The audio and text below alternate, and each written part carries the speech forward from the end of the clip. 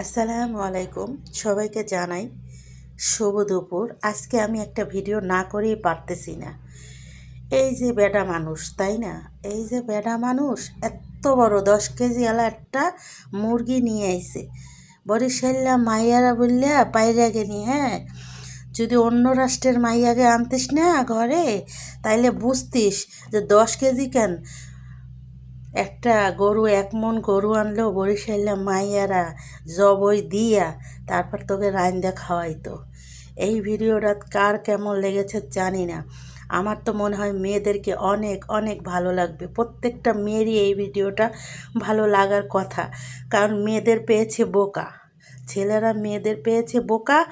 যা ইচ্ছা তাই, মানে কাজের মানুষের মতন কইরা 10 কেজি ওজনের যদি একটা মুরগি আমারে আইনা দিয়ে বলে তুমি এটা কইটা রান্না কইরা খাও গো সোনা পাখি, তো আমি বরিশাল্লা মাইয়া বললে কথা, তো আমি হার মানতে রাজি না। তো আমি সেই জন্যে মুরগিটারে 2 ভাগ করিয়া কাটতে হালাইছি। এই দেখেন, আপনারা দেখেন, 10 কেজি ওজনের মুরগি আমি কাটতে হালাইছি। আর এই দেখেন 2 কেজি ওজনের একটা, 2 কেজি ওজন হবে এর কলিজাটা।